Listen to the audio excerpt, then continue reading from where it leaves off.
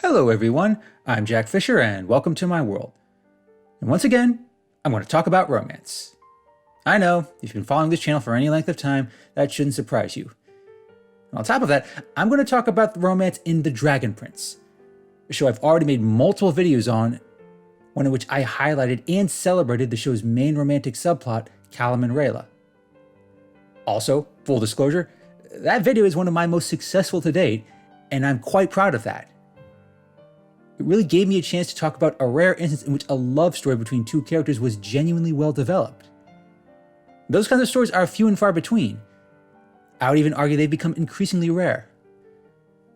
But as great as The Dragon Prince was at building the romance between Callum and Rayla, there's one key detail that's worth noting. Their story is not over. As of the making of this video, The Dragon Prince has multiple seasons in the works. The first thing may have covered how Callum and Rayla fell in love, but that doesn't mean their story is over. Not by a long shot. And with the release of Season 4, entitled The Mystery of Erebos, the entire world of The Dragon Prince continues to evolve, including its romantic subplots. Now, there's a lot I could talk about with regards to Season 4, and I mean that in the best possible way. This season was incredible on so many levels. It didn't just move the story forward and set up plots for future seasons, it helped give even greater depth and substance to a world that already had plenty. The only thing I found genuinely frustrating about Season 4 was that it was too short. Seriously, just 9 half-hour episodes? It really did leave me wanting more. But beyond that, the romantic subplot between Callum and Rayla was still a big part of the narrative.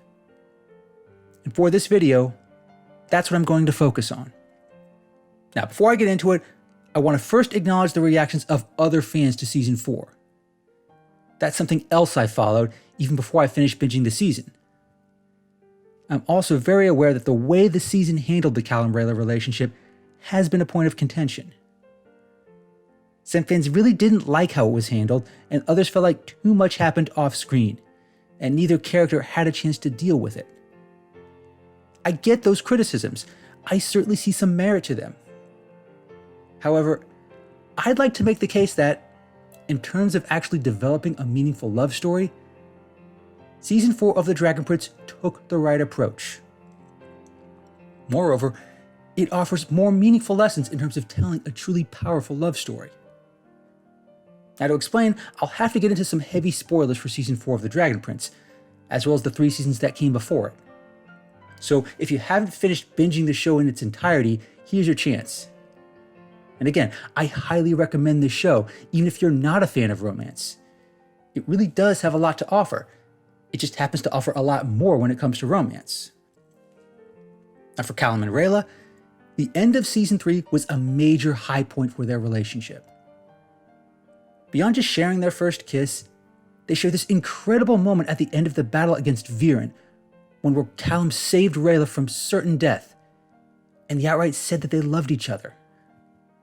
It was, and still is, one of the best moments of the entire show, not to mention one of the most cathartic. But as great as that moment was, it was not the end of their love story, nor should it have been. As I mentioned in my previous video, that's a common romantic pitfall for many romantic subplots. All too often, the story treats that moment when a couple shares their first kiss or finally says that they love each other as the end game for the romance. Once they get to that point, their love is realized, and that's pretty much it. That's the end of their love story. Now, that might work within the context of certain fairy tales, but in terms of meaningful romance, it's like telling the story of a marathon by only covering the first couple miles. Because getting together and actually being together in a functional relationship, those are two very different things, both in the real world and in fantasy. Getting together might make for a more exciting and dramatic narrative, but actually making it work gives real weight and depth to a romance. It demonstrates that, in addition to realizing these feelings, these two characters are also willing to put in the effort into actually being together. Talk to anyone who has ever been in a long-term relationship. Regardless of how they came together, being together takes work. And they have to dedicate time and effort into making their love truly blossom. That's a part of romance that is often skipped or glossed over in many romantic narratives. Even other great shows like Avatar: The Last Airbender tends to do this, and understandably so. Telling this part of a love story is difficult. If done poorly, it can either undermine the whole romance or come off as mundane filler.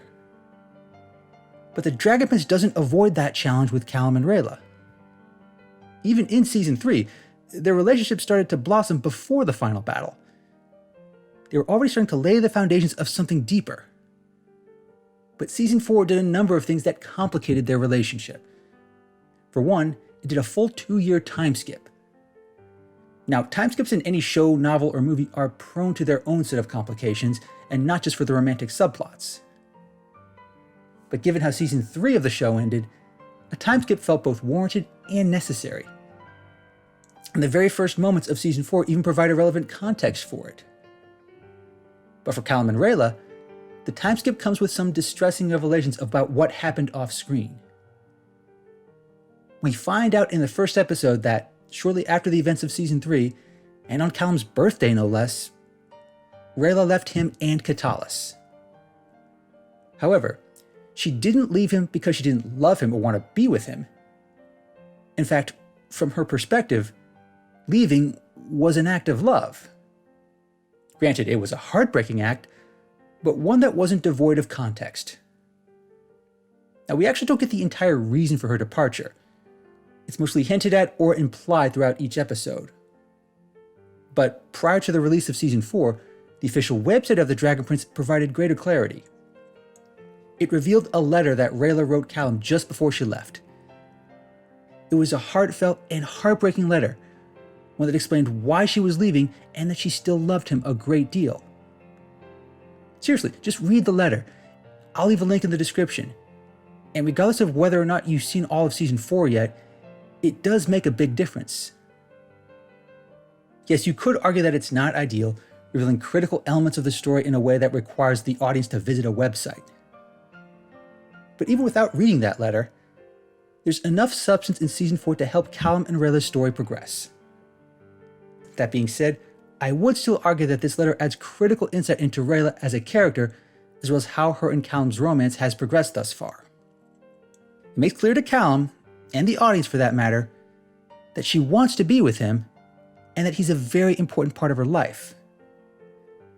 But it also reminds him that most of the important people in her life are gone. Her parents left to join the Dragon Guard. She was exiled from her home because she undermined the assassination attempt against King Harrow. And Runan, her mentor, is gone, largely because she couldn't be the assassin they wanted her to be. For all intents and purposes, she has lost everyone who has ever meant something to her. So she has much more incentive than most to not lose Callum.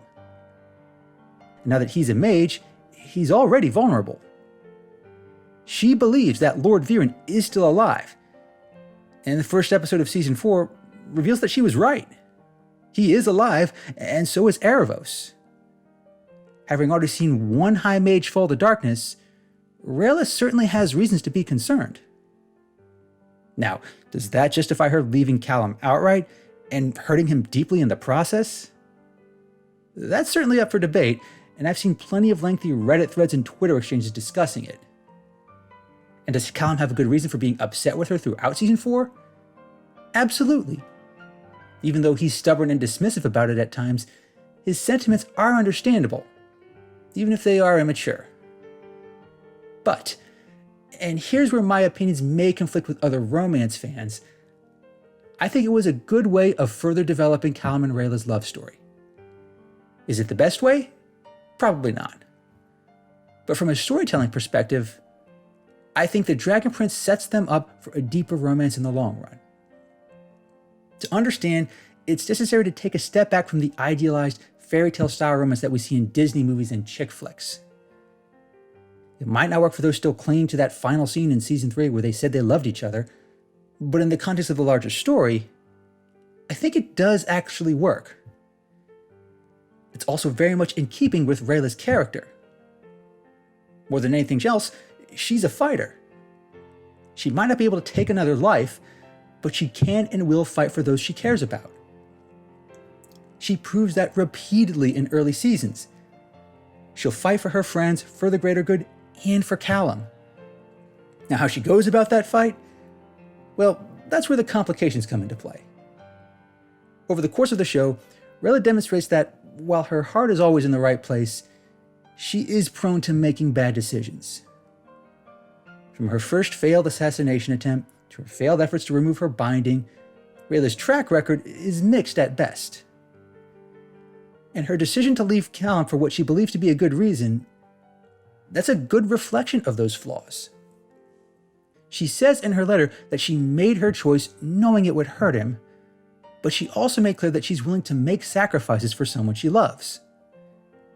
And while you can say her choice is misguided, her heart is still in the right place.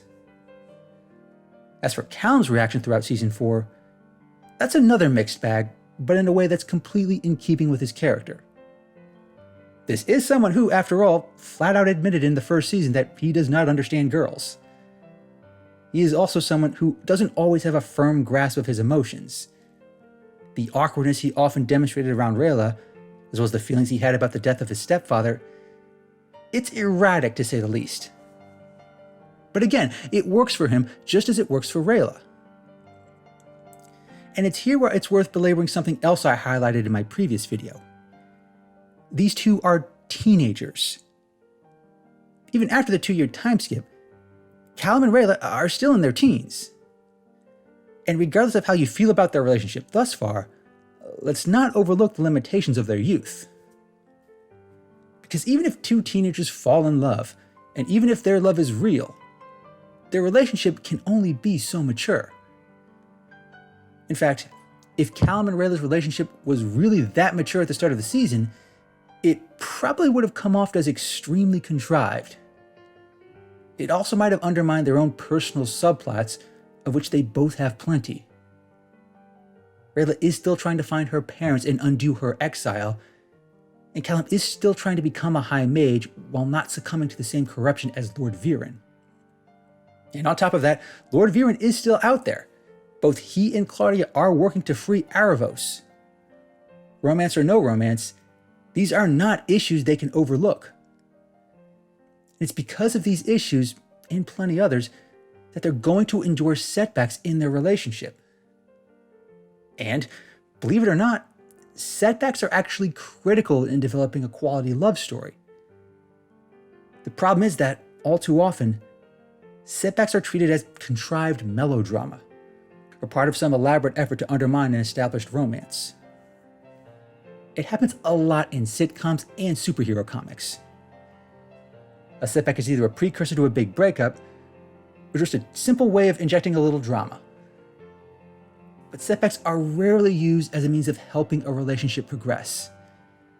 And that's a gross oversight too, because real relationships, good, healthy relationships, don't avoid setbacks, nor do the setbacks undermine their love.